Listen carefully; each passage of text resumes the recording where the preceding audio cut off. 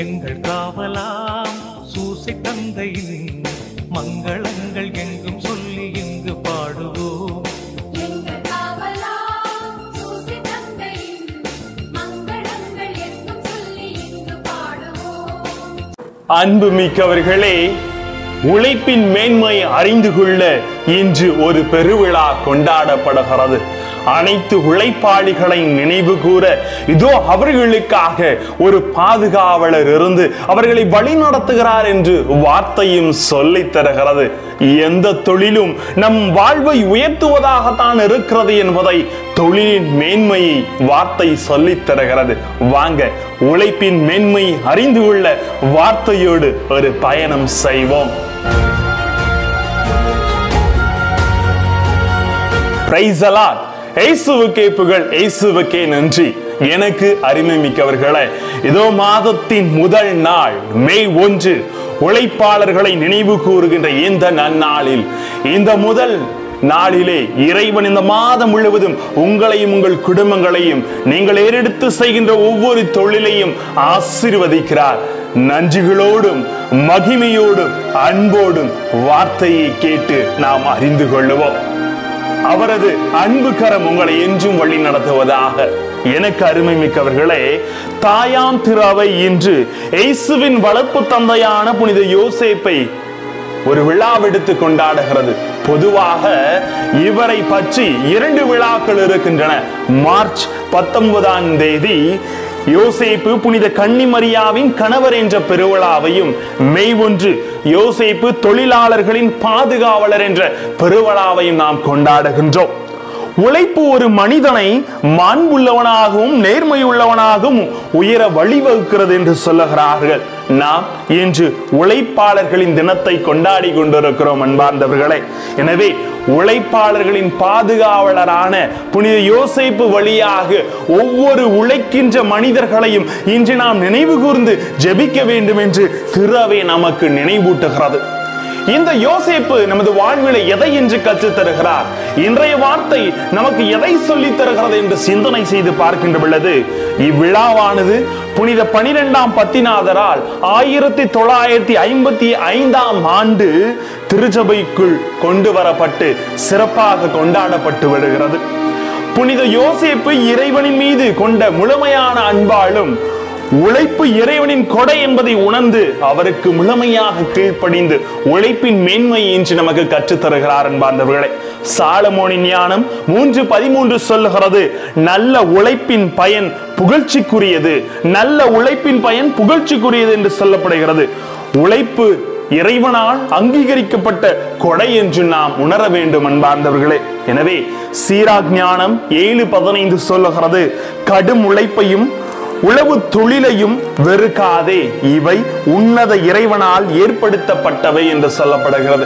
இதனால் தான் புனித யோசேப்பு தனது உழைப்பால் எல்லோருக்கும் உதாரணமான ஒரு வாழ்க்கை வாழ்ந்திருக்கிறார். ஆங்கிலத்திலே யோசேப்பை ஜோசப் என்று சொல்லுவார்கள். இந்த ஜோசப் என்ற வார்த்தை 6 குணங்களை கொண்டிருக்கிறது. இந்த 6 குணங்களை ஒரு மனிதன் தனது வாழ்க்கையிலே கொண்டிருக்கின்ற பொழுது உழைப்பின் மேன்மையும் இறைவனது ஆசிரியையும் பெற்றுக் கொள்ளுகிறான் என்று இந்த பெருவிழா நமக்கு கற்றுத் தருகிறது அன்பார்ந்தவர்களே. ஆங்கிலத்திலே ஜோசப் என்ற வார்த்தைக்கு ஜே என்றால் ஜஸ்டிஸ், ஓ என்றால் ஒபீடியன்ஸ், எஸ் என்றால் சைலன்ஸ், இ என்றால் எக்ஸ்பீரியன்ஸ், பி என்பது prudence, H என்பது humility. இந்த 6 வார்த்தைகளையும் இந்த 6 குணங்களையும் தமிழிலே நாம் பார்க்கின்ற பொழுது நீதி, கீழ்ப்படிதல், அமைதி, அனுபவம், விவேகம், தாழ்ச்சி, இந்த 6 குணங்களையும் நமக்கு நினைவுபடுத்துகிறது அன்பார்ந்தவர்களே. ஆகவே தான் 1 கொரிந்தியர் 10:31 ஆண்டவர் சொல்லுகிறார், நீங்கள் உண்டாலும் குடித்தாலும் எதை செய்தாலும் எல்லாவற்றையும் கடவுளுடைய மாட்சிக்காகவே செய்யுங்கள் என்று. இந்த 6 குணங்கள் கடவுளின் மாட்சியை நமது வழியாக வெளிப்படுத்துகிறது அன்பார்ந்தவர்களே. எனவே நமது வாழ்விலே உழைக்கின்ற ஒவ்வொருவரும் நீதியையும் கீழ்ப்படிதலையும் அமைதியையும் அனுபவத்தையும் விவேகத்தையும் தாழ்ச்சியும் கொஞ்சம் நடக்கின்ற பொழுது ஆசீர்வாதம் கடந்து வருகிறது. எனவே இந்த உழைப்பாளர்கள் தினத்திலே நாம் ஒவ்வொன்றையும் நினைவு கூறுவோம். கொலோசியர் புத்தகம் 3:23-24 வரை கடவுள் சொல்லுகிறார், நீங்கள் செய்கின்ற அனைத்து வேலைகளையும் மனிதருக்காக அன்று ஆண்டவருக்காகவே செய்தீர்கள் என உணர்ந்து உளமாற செய்யுங்கள், அதற்கான கைமாறு இறைவனால் உங்களுக்கு கொடுக்கப்படுகிறது. ஆனா இன்றைய நற்செய்தியிலே பார்க்கிறோம், இவன் தச்சனின் மகன் தானே, இவனது சகோதரிகள் நம்மோடு இருக்கிறார்கள், இவனுக்கு எப்படி ஏற்பட்ட அறிவு ஞானம் என்று ஒரு வேலையை கீழ்த்தள்ளுவதை நாம் பார்க்கின்றோம். அன்பார்ந்தவர்களே, இந்த மண்ணுலகில் அனைத்து வேலைகளும் கடவுளால் கொடுக்கப்பட்டது. அனைவருமே தகுந்த தகுதியும் தகுந்த மரியாதையும் நாம் கொடுக்க வேண்டும். ஐடியில் இருக்கிறவன் பெரிய ஆளாகும், சாதாரண குப்பை பொறுக்கிறவன் அவன் சாதாரணம்னு சொல்ல முடியாது.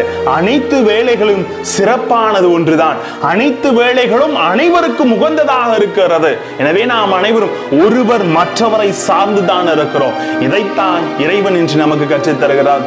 இதைத்தான் யோசேப்பு நமக்கு உணர்த்துகிறார். அன்பார்ந்தவர்களே, எனவே உயர்ந்தவன் தாழ்ந்தவன் பெரிய வேலை சின்ன வேலை எதுவுமே கிடையாது, அனைத்தும் சமம் என்பதை சொல்லுகிறார். ஆனா இன்னைக்கு உழைக்காம ஊதியம் வேணும்னு நினைக்கிறோம். இதுக்கு தான் பவுலடியார் 2 தெசலோனியர் 3:10 சொல்லுகிறார், உழைக்க மனமில்லாதவன் உண்ணல் ஆகாது என்று சொல்லுகிறார். இன்றைய முதல் வாசகத்திலே கடவுள் உலகை படைத்து உழைப்பின் மேன்மையும் ஓய்வின் உணர்வையும் நமக்கு கற்றுத் தருகிறார். எனவே நாம் அனைவரும் உழைப்போம், வாழ்விலே உயர்வோம். எந்த வேலையும் சாதாரணமா நினைக்காதீங்க, எல்லாமே உயர்ந்த நிலைக்கு ஈக்குவலாவே நினைங்க. அப்பொழுதுதான் ஆசீர்வாதம் நமக்கு கடந்து வரும் அன்பார்ந்தவர்களே. எனவே உழைப்பின் மேன்மை அறிந்து வாழ்க்கையிலே உயருங்க. குடும்பத்துல ஒருத்தர் பெரிய வேலையில இருக்கலாம், ஒருத்தர் சின்ன வேலையில இருக்கலாம். அதுக்காக நான் நிறைய சம்பாதிக்கிறேன் நீ சின்ன வேலை அப்படி யாரையும் கீழ் தள்ளாதீங்க. அனைத்தும் கடவுளால் படைக்கப்பட்டது. கப்ரியேல் மார்சல் சொல்லுவது போல தத்துவ அறிஞர் சொல்லுகிறார், இந்த மண்ணுலகில் we all dependent, அதாவது either relationship, ஒருத்தர் மற்றவரை சார்ந்து தான் இருக்கிறோம். அதனால ஐடியில் இருக்கிறவன் காலம்பெல்லாம் ஐடி ஒர்க்கே செய்துட்டு இருக்க முடியாது. அவனுக்கு கீழே இருக்கிறவன் அடுத்த வேலையை செஞ்சாதான் அவனால் ஐடி ஒர்க்கை செய்ய முடியும். எனவே ஒரு சுழற்சி முறையிலே நாம் அனைவரும் இணைந்து இருக்கிறோம். எனவே இந்த உழைப்பாளர் தினத்தில் உழைப்பாளிகளுக்காக ஜெபிப்போம், அனைவரும் உயர்வோம், வாழ்வில் ஆசிரியை பெறுவோம். Praise the Lord.